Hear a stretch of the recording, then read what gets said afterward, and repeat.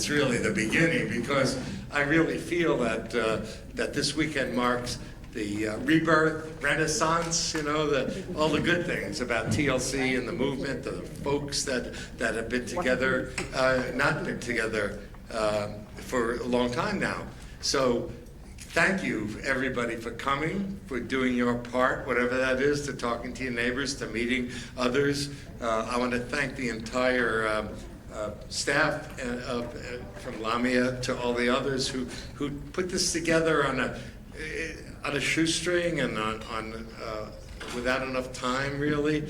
But boy, did it click. And it clicked because there was a need, and this fulfilled a need. So it's really wonderful to have you all here.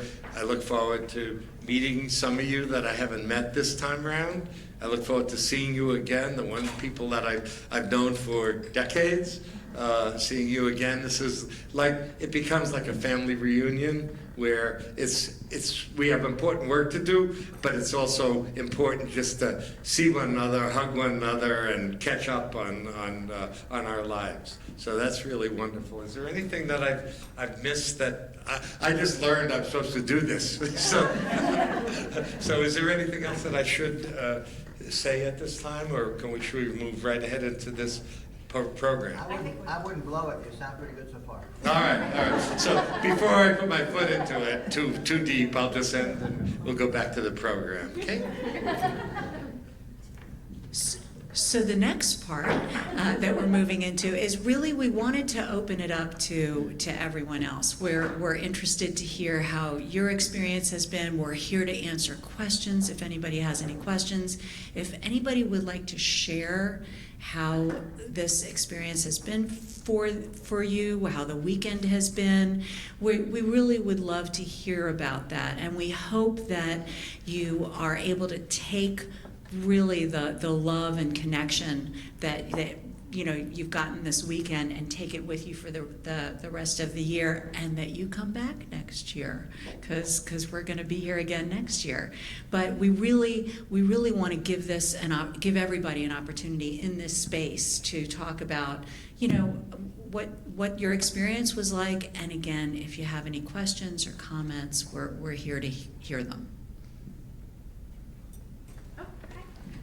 I'll try to be loud and project my voice. My name is Alex. This is my first time coming here. I've been wanting to attend for over 10 years. I have trichotillomania and I've had it for over 30 years.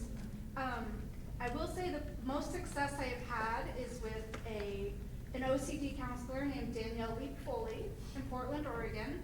I went to her group sessions for BFRBs for a couple of years, and she is fabulous, and I'm sad she's not here today, or this weekend.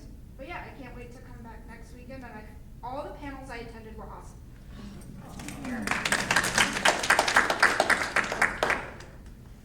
May I? Hi everyone. My name is Carolina, and Janet is with me. I would like to just take a moment to tell you that I am so happy. The story for me was I read Astrid's book 20 years ago. I live in Mexico, so in my university there are only 2 books about trick in the National Library, and one was the other. So in my family there has been trick since and kink behaviors, and I know that before pandemic, Mexicans had the opportunity of having the training, and I met Janet in 2021, and I am really happy to be here because I have read all of you since a long time, and I think it's fantastic. I'm now a lecturer at my university, and the best dream of, I think, when you're a researcher is to reach people, not to be the books on the libraries or the articles, the impact factor or whatever. No, it's really helping people in such a vulnerable population, about shame that it's hiding. It has been really difficult for us to do research because people won't like to participate. And also I'm moved because there are a lot of women. So I'm a feminist, and I'm really interested in helping women who have, in Latin America, we have a lot of problems towards violence, economic, name it, no? So I'm really happy because it's like a dream for us.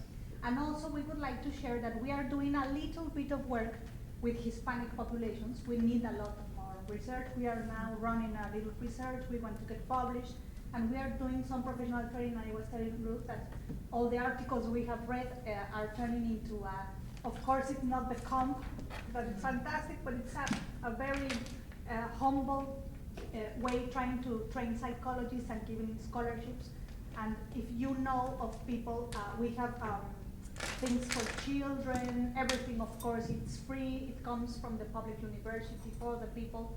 So if it's, first of all, it's a dream for us to be, for me in particular, to be, I would like to have my book or my iPad to have this autograph.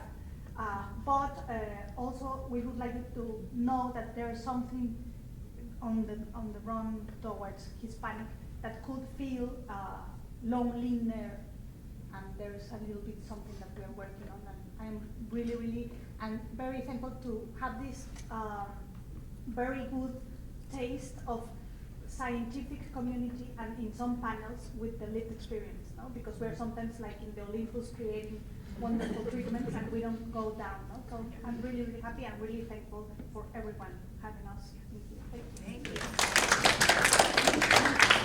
We are very happy to have Mexico back with us. So let me just ask you real quick, now that I'm standing with the microphone, would it be helpful to have people speak in the microphone, or could you hear well enough? Microphone. So I'm going to run around with the microphone. Don't hurt yourself. I'll try not to. Okay. I can project. Mine's an easy question. I think I'm a clinician, and I think that there's, an acknowledgement we need more trained clinicians, and so many more trained clinicians. Do you know if there's any plans to start doing the professional training institutes in person again? Yeah. Yes, I can tell you that we have been discussing it, and that we are definitely working on resurrecting and updating the professional training institutes in person and the virtual. It's going to be, a work in progress, but we're definitely on that track. So we have that in mind. Hello. I just wanted to share a quick thank you to the community. To be with you all, it was really special. Just thank you. It's nice to meet new friends and see familiar faces. And thank you to the rock stars who I look up to and all you stand for and what you provide for our community. My question is actually for you guys. I was wondering if there's something new you learned this weekend from us. And Good question. Rock star question. Well, there's always something I learned from you. And what was new this weekend? Well, on a historical note, I got involved with TLC in 1992 at the first retreat with Christina and Charlie and Carol Novak, 3 clinicians, 90 women with hair pulling, and 1 man. And the hunger for information, the need for solace, support, understanding was rampant. And it started a whole movement, and TLC, and subsequently the Scientific Advisory Board and the Executive Board. And I worked assiduously in for almost 20 years. I went on to other parts of my career for 8 or 10 years, and I've gradually gotten more back into this community, but it's always been near and dear to my heart and my thinking. And what I learned here is so much that from the need that was so palpable at that first retreat, overwhelming to us as clinicians, the hurt and the suffering and isolation, and nobody knew anything, and those who sought help got stupid answers. Things have come so far, and actually what we did was at the Pimaling Osawan retreat in Santa Cruz, California. Charlie and I put together a time capsule, which we put in a rooftop in the house where the clinicians could stay. And you remember that. We wrote down our wishes for what would happen in 10 years. We took a tile out of the roof, we wrote this down, put it in something in plastic, and it's still up in this thing. And Charlie and I fought over who could sleep in the bed I picked, because the Dalai Lama had slept in that bed the week before, and I got the bed. But anyway. No, I got the bed. I got the bed. You got short-cheated. I felt the energy. No, that was Carol's bed. No. Anyway, what was so compelling to me about being here now, after something of a hiatus and coming back, is how much more we know about treating this problem, how much more understanding is. The resources are out there. And it's like a new generation of people coming to this who've not been to some experience like this before. That TLC, so many people have worked hard at training institutes, that there's so many more people who know the basics, how to conceptualize, how to assess, and how to treat trichotillomania, skin picking, and various things that are now called BFRBs. So we've come so far. We know much more about the pathophysiology of this, how it looks like other things, what it doesn't look to be anymore. And so what I've learned is that we've come a long way, baby, as a commercial used to say. And one area of particular interest that I'm just now getting interested in is what's called metabolic psychiatry, in which dietary changes can impact neuroinflammation, whether it with COVID or BFRBs or schizophrenia. Fundamentally, it's an inflammatory response in the brain tissues and the neurons that release certain chemicals and free radicals that cause the pathology of a number of conditions. It's a brand new area. And there's something called a ketogenic diet, which can be very helpful. And I just was collaborating with Lori Calabresi on a series of 3 patients with OCD and one with GAD, that after 7 to 10 weeks, their symptoms virtually disappeared. Now, I'm not trying to hawk something as this is the new thing. I'm pretty skeptical about a lot of different things, treatments for things. I was trained as a scientist and a clinician, but I think there's promise. So if there's hope for some new avenues of approach, and I'll be looking to see people who are interested in trying this treatment approach at my clinic, as well as with Lori Calabresi in Connecticut. There is always hope for new things.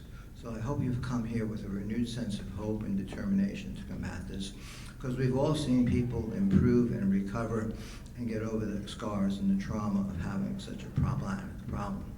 And it's from you we learn, and that's really, I think, for all of us why we're here. So you're the teachers, we're just vigorous students. So I hope you come away from this meeting with a renewed sense of purpose, more hope, and some skills. And it's been a pleasure to be here and talk with you all. Yeah, I want to echo that. I think what I learned is how much you all know and how much we still have to learn. And we work very hard for this organization, but you all are working magnitudes harder than we are every day. So I think we need to work harder. And the thing that is wonderful about coming here is just, you energize us, you make us want to do better, learn more, create treatments, create whatever it is that we can do to help this community. And, it's been 5 years since we've been together, and I think we forgot how powerful this is. So we have a lot of work to do, and we're going to need you all to show us the way how to do it and what it is.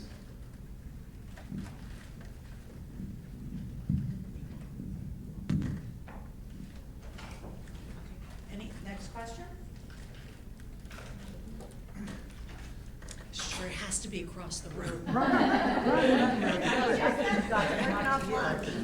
knows I need a little exercise. Thank you. My name's Barb. I'm from Canada. This is my husband, Steve. He came to support me. Yay, Steve. And yeah, this is the first one of these I've been to. I've had Trick since I was 12 years old, 11 years old, and just sort of got it under control, I guess. By your definitions, I don't let it shame me anymore in the last 3 years or so. But really what we came for, like to connect, and this has been awesome. I've never been in a room face-to-face with other people that are dealing with this, so that's been awesome. I've certainly read about all of you, and I know that I'm looking at the pioneers and thought leaders in this area. So thank you for everything you've done to get us to the point we're at.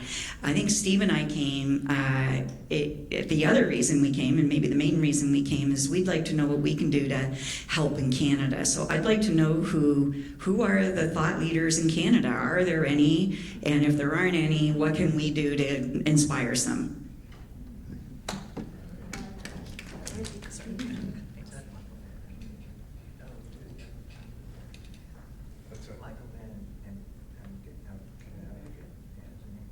She's asking about thought leaders in Canada.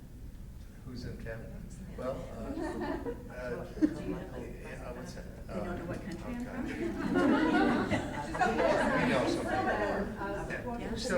Stewart. Charlie. Evelyn Stewart. Evelyn Stewart. Where's that? We're Do you know the name of Evelyn Stewart? We know She's people all over the country. Yeah, we'll have to get together the names of our friends up, and many of them are through the OCD Foundation because they had a big jump start on us. But Evelyn Stewart is a wonderful person, a great resource. She's on the Science Advisory Board of the IOCDF, and she represents Canada and the scientific community, clinical community, just wonderfully. So Evelyn is in, I believe, where is she? Vancouver, BC. She's in Vancouver. Yes. I thought she was on the east, more to Toronto. Doesn't no? matter, we know people everywhere. All right, Very all right, social. doesn't matter, If you're right? interested in starting That's a big an company. affiliate, you should talk to Lamia, Okay, so who's Yeah. that? Lamia. our La- fearless leader. Yeah, Lamia is the director of the TLC Foundation. Okay. And excuse me, and Dr. Michael Van Emmergen, who's at McMaster in Canada, has done writing and research in trichotillomania as well. Okay, what was the last? American. American. Okay, and then Evelyn was? Stewart. Evelyn Stewart. Okay. Okay. If you think of any others, It's on the website too, it's the BFRB website, there are the support groups that are in Canada. I know, but they're, yeah, I know. Okay. All that. Okay. We need to do more. When I go back, I'm going to go in this, the listserv, whatever, for the BFRBs, and I'll talk to everybody there represented, so I'll find out anybody that we can recommend to you beyond those two names that we just gave you, okay? Perfect, thank you. Thank you. But I need your card or something to send I it will to. connect All right. after and give you my contact info. Hi, I'm Kara. I am a New York State licensed massage therapist. I have had trichotillomania since I was like 5 years old. I have been following TLC since like the beginning. I'm a millennial, so like started with the snail mail flyers and obsessed when I was that little. And then unfortunately, I don't have a supportive family, so it was very much my own journey, still is my own journey. But getting into like the massage therapy scientific, I'm a science nerd when it comes to that, and I think that's what makes me really successful in my massage practice, because I'm more about like the science, our body, the physiological stuff that happens, and then because I am a BFRBer, I know that in the past I would not go get massage before I became a massage therapist because the shame, like, and I did my lashes and my brows, and to be like, I'm not going to get a massage for my body just because I put my lashes and my eyebrows, like that, of course, we all know that shame that goes that deep. But what I'm kind of getting into is that science, like as we know, massage therapy helps the nervous system bring all of that down. It's and trying to get it into everyone's just normal repertoire of overall health, no matter who you are or where you come from, what you have. So I'm just trying to really get into that scientific part. And there's, especially with massage therapy, it's so much like, oh, it's a luxury. It's something that is just nice to gift yourself once in a while. That's not true. We're doing science in our field too, and I'm just trying to get the education myself, and if needing certifications, to start linking those two fields together more scientifically. So listening to your panels and you guys speak, I was just like sponging it all in and writing names down, because it's just almost like the tip of me and my path of the scientific stuff, because I have my own personal journey, to like start getting into that, and then hopefully opening that awareness, and then people can be comfortable to go to massage therapy to just help their overall mental health and well-being. So I appreciate the conference. I appreciate you guys. This is my first conference as well, so I've been following it forever and wanting to be here, but this is my first year that I've actually got to come. So thank you guys for continuously doing your scientific stuff, and everyone who shared your stories, and wherever you've come from, like that has helped me too, and getting to know more of like the community outside of my little home, in upstate New York. So I appreciate all of you. Thank you.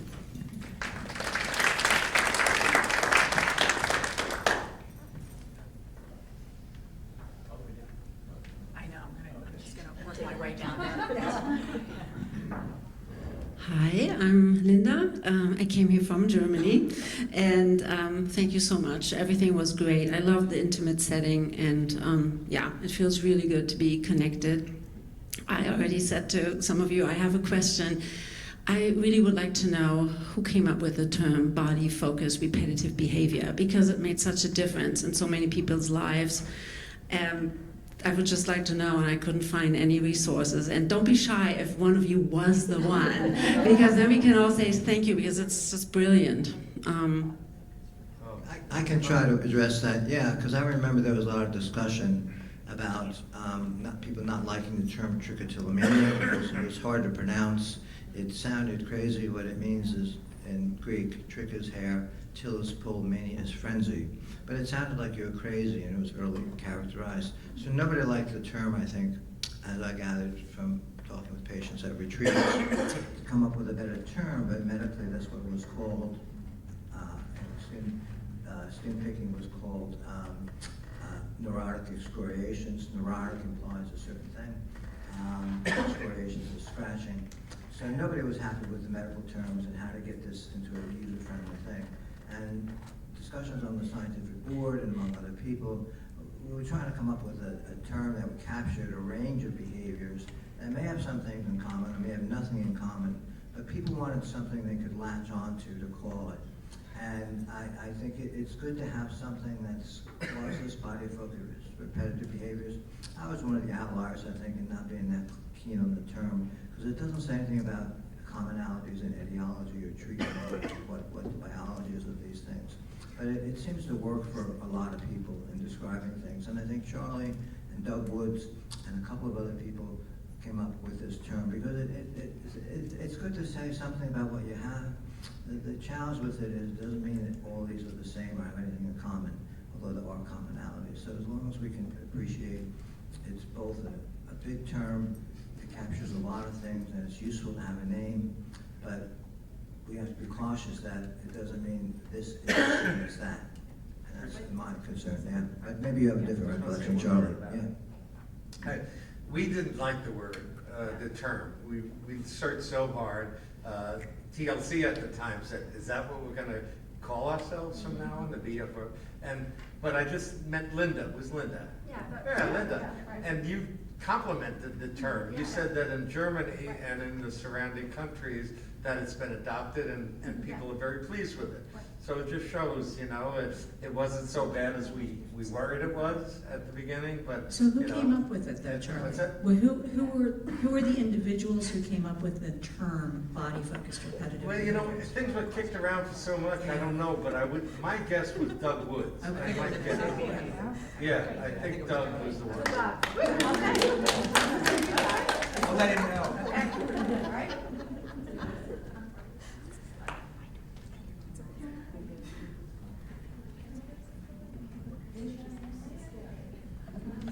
I was about to chicken out, but yeah. So this is my first TLC conference. I actually work under Ruth and Charlie as a therapist. I have for probably, year and a half, 2 years almost. Never thought I would be in this field, actually. I came into this field because I am 7 years recovered from an eating disorder, and I wanted to share that hope with a lot of young girls like me.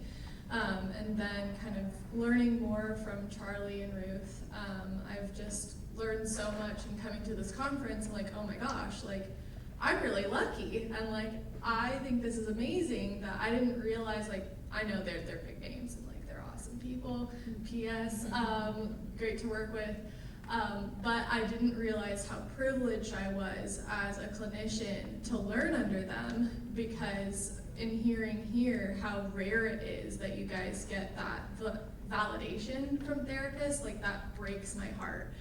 And in learning more under you guys, I became more passionate about treating BFRBs, and I was like, I really like this population, which I know that's not everybody, and I get that, but I started falling in love with people like y'all, and then coming to this conference, I'm like, y'all are awesome and really cool and very sweet people, like, walked up to us and talked to us. There was a girl who gave us bracelets and stuff, so it's like, you guys are amazing people, and I think that's another thing that I learned coming here is just being more passionate about this. So realizing, like, no matter where I go in the therapy field as I get older and more learned as a clinician, this is something that I'm going to take with me, is my passion of treating BFRBs and walking through this journey with everybody like that. So that's just a little tidbit. Anybody else have anything they wanted to share?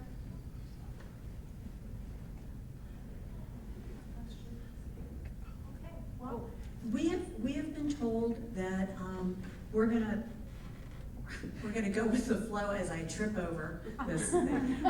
We're gonna really just take cues and say, you know, we're at a lull. It's been a long weekend. We've learned a lot. We've shared a lot.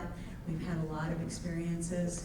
And I think it's a natural time to say, you know, it's been a wonderful, wonderful experience. And again, we wish everybody safe travels, and we look forward to seeing you again next year. But we're going to come to a close.